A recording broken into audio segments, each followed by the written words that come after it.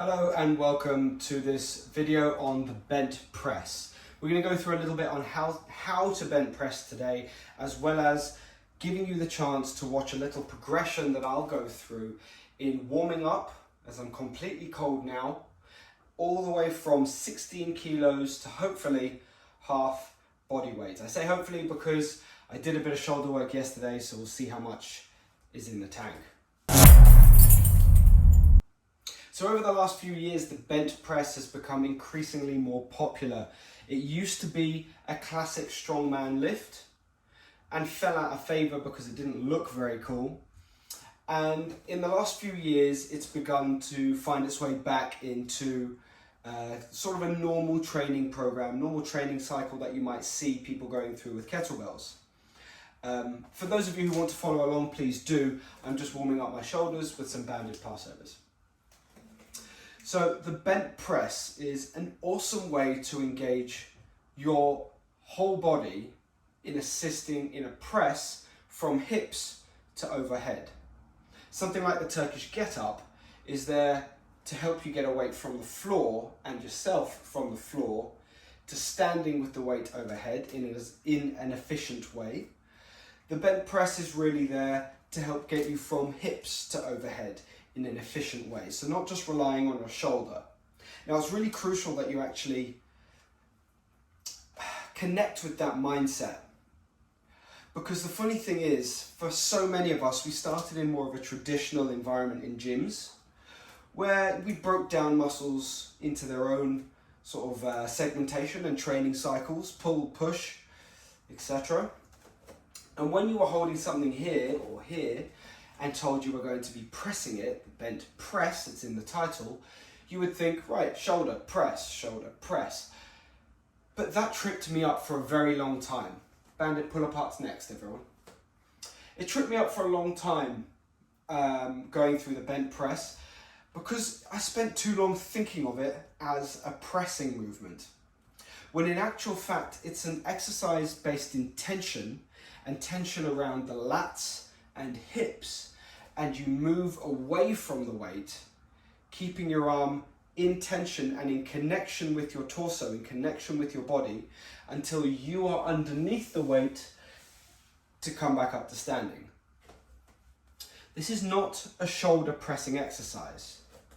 The cue that I ended up coming up with for myself, it's probably out there, I'm not saying I'm the first person to come up with it, but the cue that ended up helping me was about dropping away. So once I've set the position, and we'll go through the right position, but once I've set the position, I want to engage my hips and my lats into as much tension as possible with the heavier weights, and then move away from the weight, creating length through my upper arm and keeping that connection for as long as possible until my ear is virtually on my knee, and then I use my glutes to bring myself back underneath the weight to my standing position. Now, if none of that makes sense, that's fine. I completely understand. It's kind of a confusing exercise, but it's definitely one worth keeping into your program. And if you're into kettlebells, the more skill you acquire, the more options you have. And you'll know this from your own training, that moving your shoulder through rotation under load is an incredibly healthy thing to do when you're trying to build injury resilience, which is so important. So let's start. We've got the progression here, 16, 20, 28, 32, and 40 kilos. I weigh 80 kilos, so that's half my body weight. We'll see if we get there. So banded passover is a nice way to mobilize the shoulders. It's also a nice way to wake up your stabilizers. And then quite often what I like to do with my starting weight is just wake them up a little bit more by doing some bottoms up carry or bottoms up holds, and then going into some higher volume bench pressing as I start progressing my way through the weight stack. So with your lighter weight into a bottoms up hold, all I want you to do here is control the weight. Try not to over grip it. It can be very tempting, especially with the much lighter weights, to squeeze the hell out of the handle, and then you can basically hold the bottoms up position here because you're holding the handle so tight. But we want this dance happening underneath the handle. We want your elbow to be moving because that proprioception is all going through rotator cuff and other scapular stabilizers. So I don't want to rest my elbow completely on my hip. I want it just a touch away, but keeping it in line with my body. It's approximately a 30-second hold, enough to get a little bit of heat in my shoulder, and we'll do the same on the other side. This, like I said, is just about waking up the stabilizers in your shoulder. It also helps to create some heat and tension in your trunk and in your core, getting you ready to support the kind of movement that we're going to be going through. That will do there. Let's go back to that starting side and go one more bottoms up hold on each side before we get into the higher volume bent presses. The other reason why I like doing that high volume bent presses before I get into the heavier stuff, aside from getting me nice and warm, is practice. You're never done. You're always a work in progress. Your form is never completely perfect. So it's a useful opportunity to practice a little bit. Ooh, my shoulders are quite tired from yesterday. Okay, let's rack the weight and go through the starting position for the bent press. So once you've got it in the rack position here, the first thing you need to do is circle your elbow so that your elbow is pointing into your back pocket, or putting your tricep onto your lat. Up and over onto your lat. And as I've done that, I've hinged a little bit out towards the side so that my hip is underneath my elbow here. Then I want to create tension through this whole side of my body and move away from the weight before I come up to standing. Now obviously with the lighter weights, you can get to a position like this and just extend it, but the bent press is not a press. What you should see with the heavier weights is that it stays still as I move underneath it and up to the top position. We'll do 3 more on this side.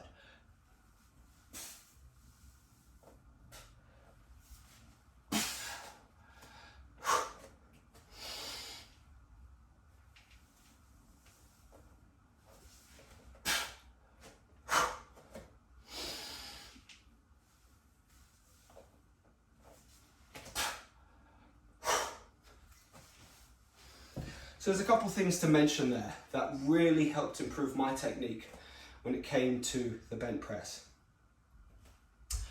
Once I have the weight set, I'm not just dropping away from it, because it shifts all of my weight into my front leg and away from the weight.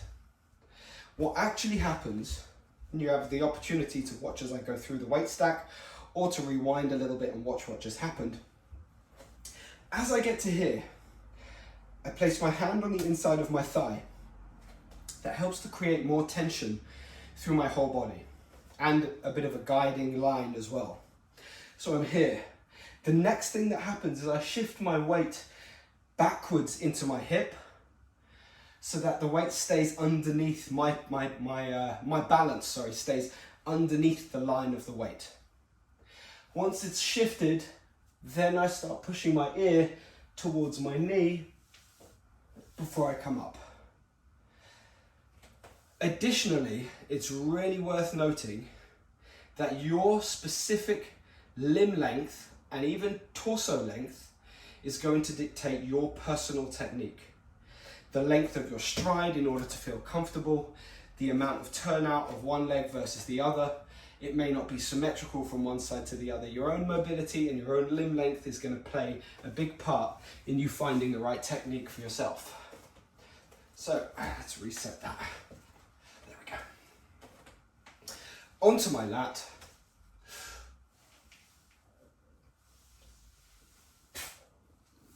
And we'll do 5 reps on this side.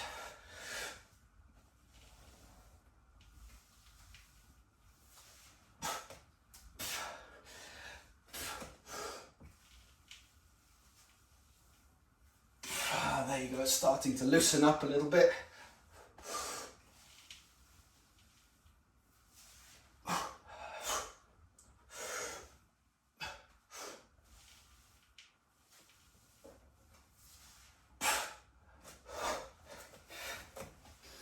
So, first warm-ups. First warm-up's done.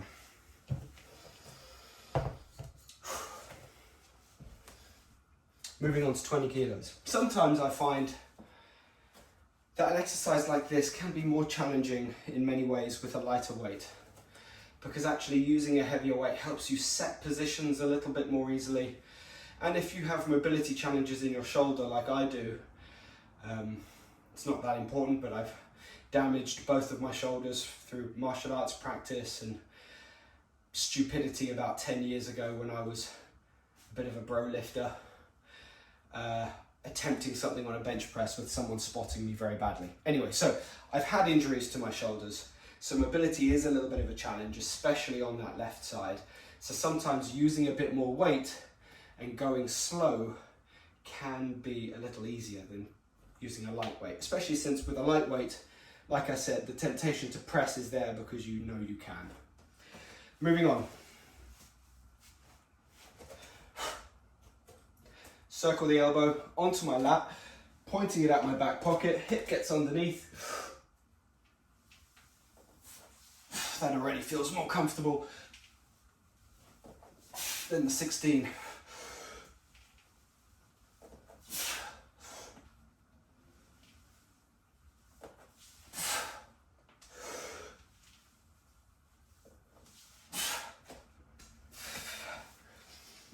There's plenty of people, when they bench press, have a lot more knee bend in order to get under the kettlebell. Personally, that technique doesn't work for me. I feel like my balance is harder to control. The position I end up in underneath the kettlebell isn't as comfortable to come out of. Ultimately, I want to finish the bench press before I get to the standing position in something that looks more similar to a windmill than something that looks like an overhead press. I find I have greater stability and greater control in that position than I do in an overhead squat position. Definitely worth you taking the time to play with this position to work out what works best for you.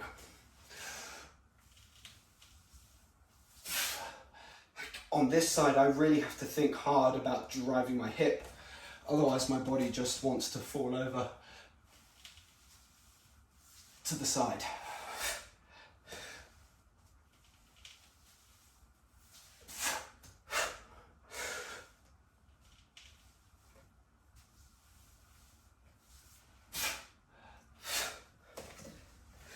The first few times you do this, it can feel like a really extreme position to get into as you're bringing your ear to your knee. Like you think, I can't possibly have to move that far. I shouldn't possibly be in this position.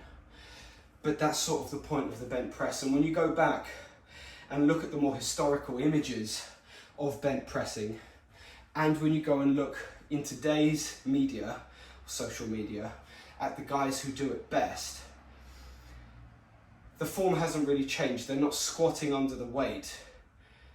They're dropping their ear to their knee. That's a big cue that's really helped me. Ear to knee. Moving on. I don't have a 24 kilo weight in the house. So from 20 to 28. And I'll begin to drop the volume out now rather than working in fives. I'm going to let my body tell me whether I need to do more or less practice, but ultimately now I'm making my way to the working or the challenging weight. Anywhere between 1 and 3.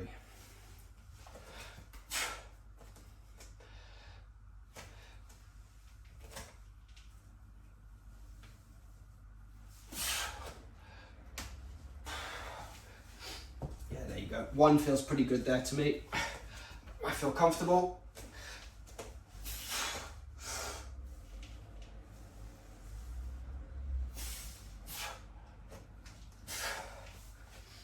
Yeah, no drama.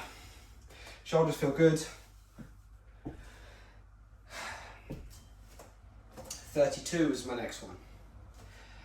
And if you're working with weights like this, taking slightly longer rest periods is definitely worthwhile. If you've ever done any sort of strength training, you'll know your rest periods can be as long as 10 minutes sometimes. Don't worry, for the sake of today's video, you won't be watching me for 10 minutes. But long enough that I've got my heart rate under control and I can focus on the positions for the next exercise. 32 kilos.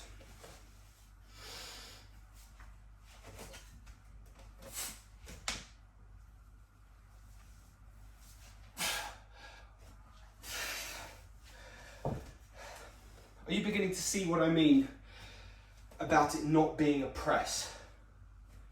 It's a giant hip hinge, and the longer you keep connection between your tricep and your lat, the more stable the position is. The last thing that happens is your arm extends away.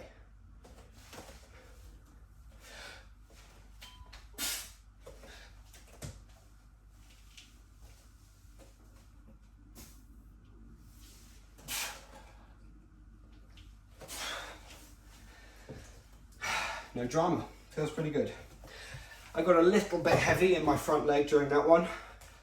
You might be able to see in the video. But no drama. Obviously, the setting that you're working in can have a big impact on the way that you choose to move. At the moment, behind about 2 inches of drywall, my son is asleep, and this is a wood floor. So my option to bail the weight is, I'd say non-existent. I don't have the option to bail the weight. I must keep it under control the whole time. I don't want to put a hole in my floor and send this kettlebell through to my neighbours. And I don't want to wake my son. So focus. Laser beam-like focus on the technique. Half body weight, this is 40 kilos, I'm 80 kilos. This is a nice little goal for you to try and progress towards. Having worked in strength, like powerlifting and that sort of thing, we tend to work in multiples, right? So we can't really call someone strong unless they're doing some multiple of their body weight for a squat or a deadlift or a bench press. So moving that over, that thought process over to kettlebells. Are we strong if we're using 16 kilos because we used to use 8? If you weigh 80 kilos, no, I wouldn't say you're strong yet. You're getting stronger. Progress is great, but that's not strong. Half body weight for a bench press is a nice goal. The 48 is just underneath the camera. That's the beast. It's obviously significantly more than half my body weight, and so you can continue to progress. If you'd like to see me bench pressing that one, there's a circuit which should be down here, speed and power, cleaning the beast and bench pressing it in a circuit. Last one here.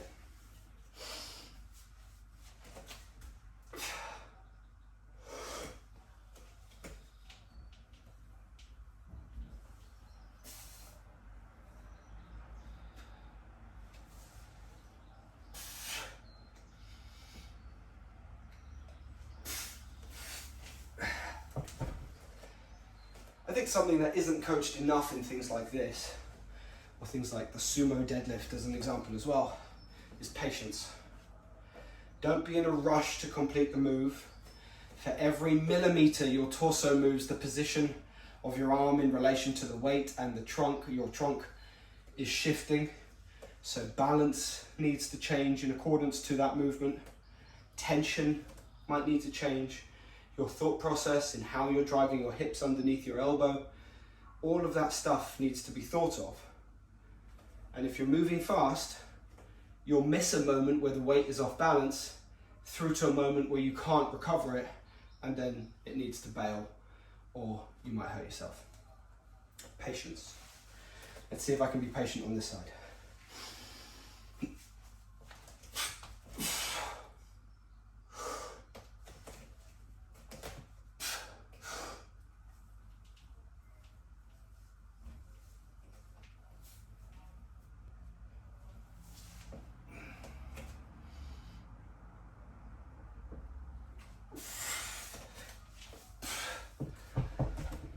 Happy days. So we've progressed through a quick warm-up, some stability drills for your shoulder and your trunk, and then going through bent press, 16, 20, 28, 32 and half body weight.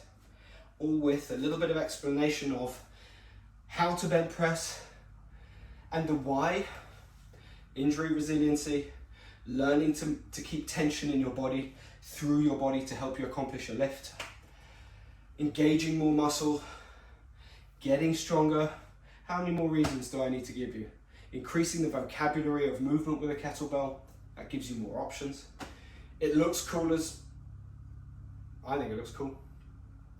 And it's old school. Everyone wants to do something that's kind of retro.